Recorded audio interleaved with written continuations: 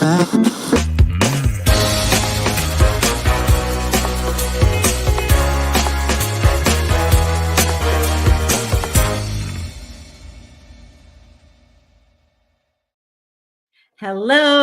and welcome to Coffee with Kathleen.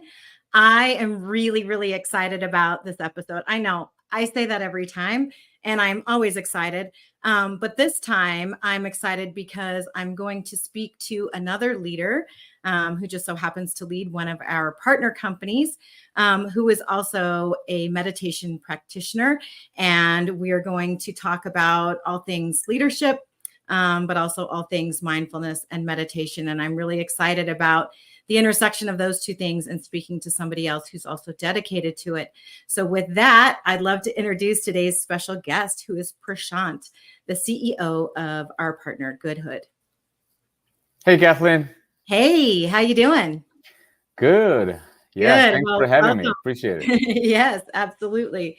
So let's get right into it. Tell us a little bit about your career journey, how you ended up at GoodHood, and what you're trying to do there. Yeah. So my name is Prashant. I run a company called GoodHood. We are on a mission to build the Amazon Prime for your car. And we are 4 years in. In my profession, I'm an automotive engineer. And my mindfulness journey started about 10 years ago that I'm really, really excited to share with you guys. Oh, that's amazing. And so are you the founder of the company, Prashant? Correct. Yeah. Yeah. Okay. So you set out with this intention and created a company around it. I love that. So tell me, what precipitated you starting a mindfulness journey? What happened? Yeah, it was almost an accident. So 10 years ago, after my grad school program, I moved to Metro Detroit, Michigan. And in Ann Arbor, before I started my professional career, after my grad school, I was like, hey, I want to take some time off and I want to do something different. And then randomly, I came across this meditation practice called Vipassana.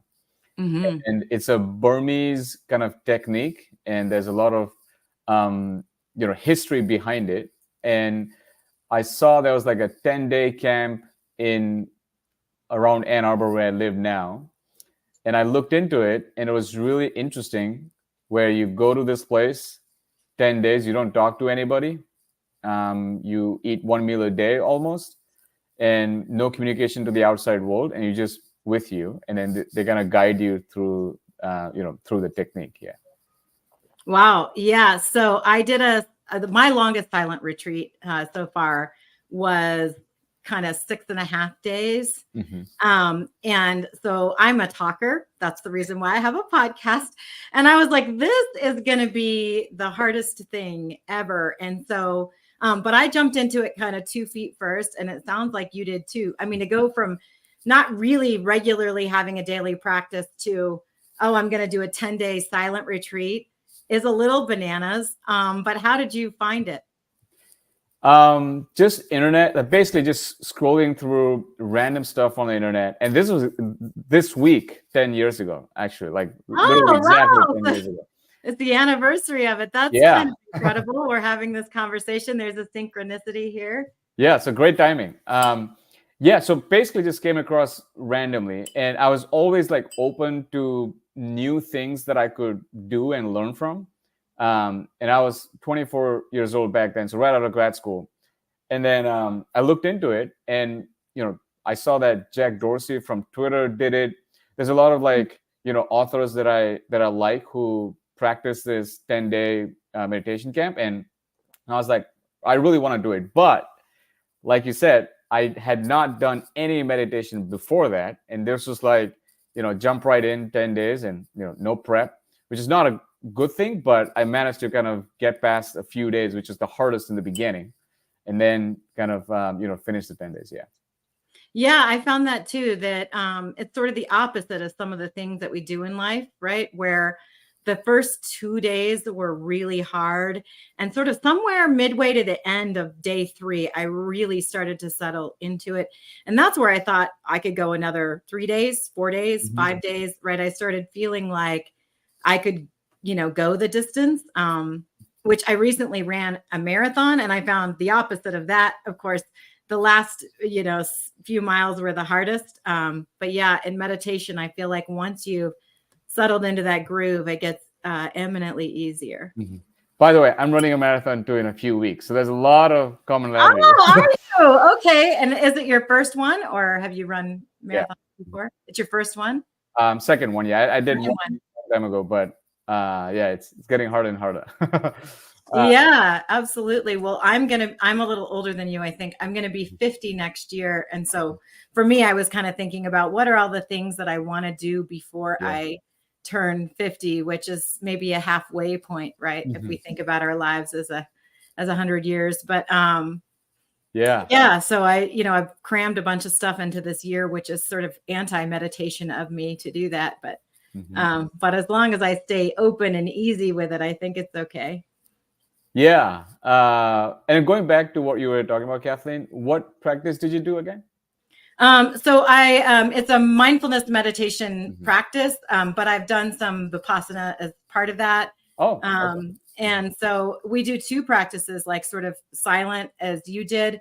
And then we do a practice called Vipassana out loud, which is a partner practice, which is where you kind of go back and forth with a person to query kind of what's going on for them, whether they can be with that. It's sort of a therapeutic technique. It's got an overlap with some forms of therapy and things like that, but it's a really helpful practice for working through difficulty. So right now, I'm doing that practice probably about once a week with a partner that's in my program.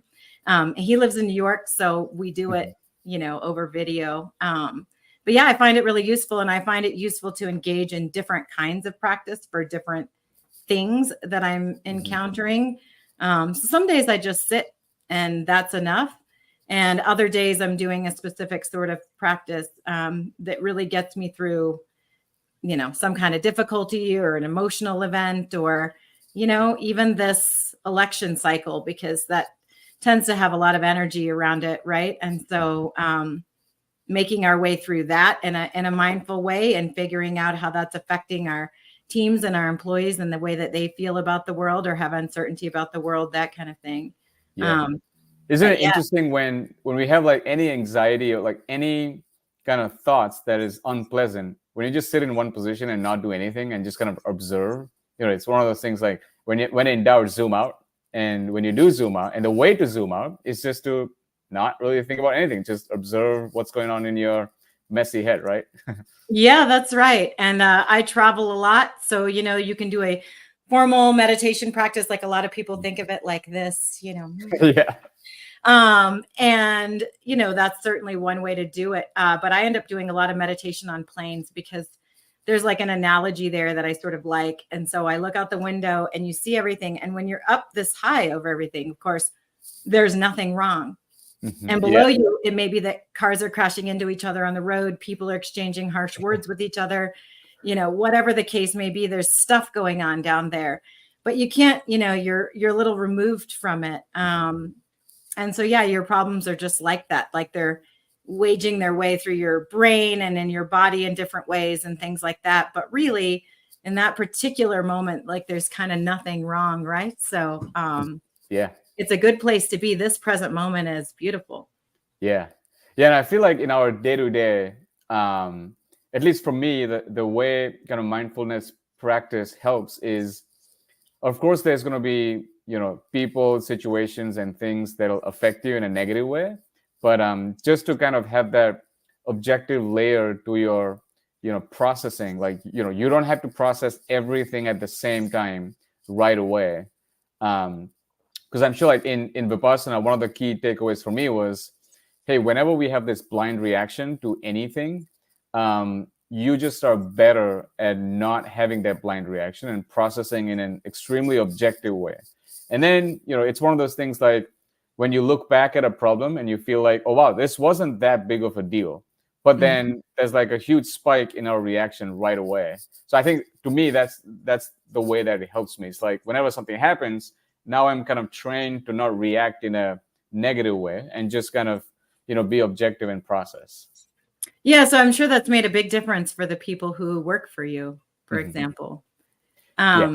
And so how much of that do you intentionally bring in, meditation or mindfulness? I'm sure it affects you as a person, but do you in any way bring that into your company or your leadership?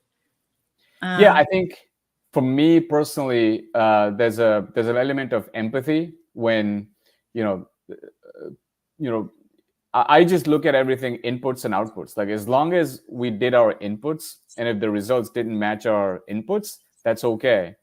And then,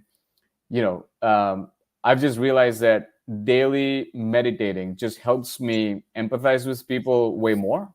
And then also just makes me realize that not everything is a big deal. Like it's okay if something goes wrong. And then, the practice allows me to remove myself from that situation, and also kind of rally my team around saying, hey, something bad happened, but it's okay. Like we'll pass through that.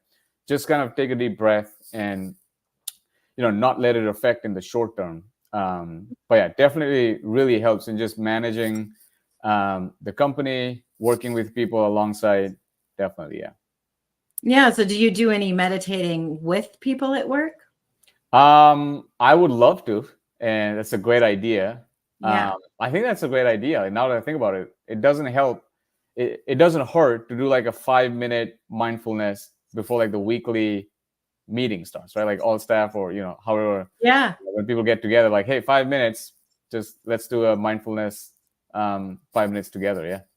Yeah, I've been thinking about how can I bring that into meetings, particularly longer ones that I'm organizing or setting up, because it doesn't have to be like, oh, let's all meditate together, but it could be like, it could sound like, oh, let's take a moment to arrive in this meeting and be really present and active with each other. And then we can just sit.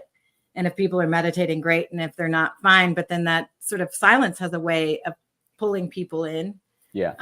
But I do offer from time to time meditation sessions that are explicitly that around, different topics for people at work. I'll just say, here's an optional meeting. Anybody who wants to come, I will lead us through this.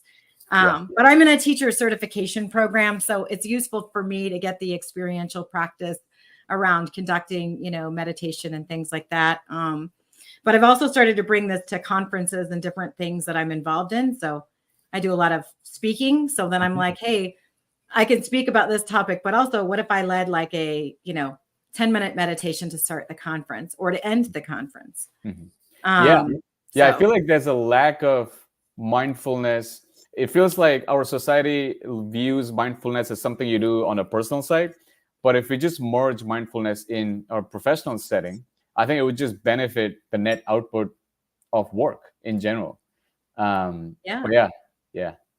And there's a lot of really useful practices for people who I've been doing a lot of reading about this, obviously. But there's a lot of practices I think that are helpful for people who have different kinds of jobs. So if you think about engineering or design, creative types, right? They build something and then maybe, that something was supposed to be, ingested by, somebody else, or in my case, like, we'll build something for a specific partner and then maybe that partner doesn't move forward or there's something that doesn't quite work about it. What we really don't do a good job of as, companies is creating emotional containers for people to process their feelings. So maybe the engineers who work on that have sort of a feeling of disappointment or sadness or whatever. And what we think is whatever emotions work creates in you, you should go outside of work, process those emotions, and then come back to work the next day or whatever. But what if inside of work, we created like opportunities or containers or ways for people to bring whatever the feelings that the workday has produced, the grief of loss of, oh, I built this thing and no one's going to use it, or, oh, I had this sales call and they said no, or, whatever the loss is or whatever the grief is. What if we gave people a space to process that? So really, that was my intention with the certification program, was how do I combine work with meditation in a very secular way that doesn't infringe on anybody's, religious or personal beliefs, but that creates a space for them to engage in if they want to, for that stuff. Yeah. So. Yeah. And interesting to point that out, because I've been trying to, I have this comfort and versus solutions thing with on my personal side. So with my wife, whenever we have kind of discussions, first I ask, like, do you want comfort or do you want solutions? Because we can do both.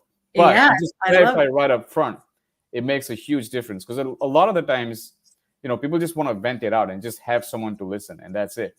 Yeah. But we do that with work too, because I tell my team saying, hey, call me anytime you want, 24/7. If you want to vent it out, I'm here for you, and I will just listen. I won't judge. I won't have any solutions. I will just listen, and then we can figure out the solutions later.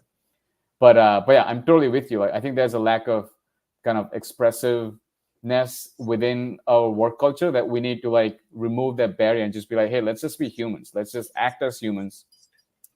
As long as like everybody in the team feels like it's us against the world. I think sometimes when people have arguments within a work environment, it's because there's a feeling of it's like you versus me, or there's some kind of you versus me kind of feeling within. So one of the values that we have is like it's us against the world. No matter what happens within ourselves, it's always us versus the market or versus the world. And when you have that kind of feeling anchored within the team and repetitive kind of you know awareness of that feeling, I think that makes a lot of difference. Yeah. So, how do you create that sense, especially as I'm sure you're growing and bringing on new team members and stuff? So then, of course, the team dynamic changes every time we add someone to it, or if we remove someone to it, either because they left or we had to. So how do you continue to evolve that concept? I think a lot has to do with language too. So I kind of mindfully use the language of we everywhere. It sounds Mm. small, it sounds kind of cliche, but as soon as the language shifts from, hey, I did this person did that, and then this is what ended up, instead of that, it would be like, hey, we tried this, it didn't work, we have to do this again. And then just so first of all, language is just little things if you change internally. And then just like every week or every bi-weekly, monthly, however, whatever the cadence the team gets together, hammering down the values. And one of the things is like, look, we're a small team, whatever it is, it's us against the world. There's no way that we want to like figure out like who did what. Doesn't matter. It's like, what did we do collectively versus so yeah, A, language, and B, kind of having that as a core value, and then C, like repeating that every week, so it's kind of in the brain and kind of ingrained in the culture, in the fabric of how we work together. And what that translates into is within our team, people don't fear like, hey, if I call Prashant or if I call the other team member, if I just vent and if I just like express my frustration, totally okay, because we are humans. Like we don't want to like act as robots. And that just fires people up. Like when you have a collective kind of mindset saying no matter what happens, it's us against the market, people just get fired up and people want to go above and beyond. Yeah, I think that's true. And, obviously, some of that we do have to balance with like personal accountability, right? So, like, I can't jump in and do an engineer's job. They can't necessarily jump in and do my job, right? So we each have to execute in sort of the role that we have and have some accountability around that. But it's for the benefit of the we, right? So when we bring it to the table, it's us all together doing our different pieces of that. Yeah. And even like little things like having like an appreciation channel, like shout out to this person, that person, and just making sure that people are feeling appreciated, and having like a gratefulness feeling within, and us versus the world. And of course, there's always accountability for kind of each person's performance, but yeah, that's why I always look at like inputs and outputs. Like my job is to make sure everybody's inputs is in the right place, because a lot of times you can't control the outputs. Yeah. Yeah, right. You really can't. I often say to people, like, if we do, I'm a revenue leader, so it's supposed to be my job to like keep an eye on the dollars. Mm-hmm. But if I'm just focused on that solely and on the metrics and all of that other stuff, and we don't take into account the humanity part of it, then we are missing 90% of the boat, right? And so it's sort of like, okay, if we do all of the right things and all of the inputs are correct, and we're lining that up and we're trying to be informed about what the market wants and how this is going to play out, and we've done good work, then the money will fall out the bottom. Not that I Yeah. should know what my numbers are and I shouldn't pay attention to them. But sometimes I'm just like, okay, we did everything right. Looks like this is going to sort of hit next month, and this month's revenue or this quarter's revenue sort of didn't end where we wanted it to. And because a lot of our strategy at Repair Pal is partner based, there's very much an aspect that I'm not in control of. So all I can really do is try to make sure that we've done everything we can to create the conditions for success and for things to thrive. And then, make sure we're removing roadblocks. And then eventually, we just shake it a little bit and the money comes out the bottom, and that's good news. Yeah. And then the other way that I think is like, the end goal is to get the best out of people. Now, different companies have different ways of getting the best out of people. My way is like complete transparency, like radical transparency. Like everybody knows exactly everything about the business. There's nothing to hide. That's one. Two is like just be humans and express frustrations. It's okay, kind of let's be humans and don't shy away from expressing your feelings. And on the other side, be mindful. Like, hey, this person just needs to vent it out for a little bit, let it go for a little while, and then we can figure out the solutions later. And the third is like, no matter what happens, as long as you're giving your best, as long as we are doing the inputs right, that's all we can do. And then we can periodically check the output and make some tweaks accordingly. But yeah, it's always a question of like, how do we get the most out of people? How do we get them fired up? And one of the things is on my kind of values list, like you have to be 100% all in, like your energy wise, not time wise, but like when you're taking a shower, when you're driving, you have to think about like this one problem that you're trying to solve.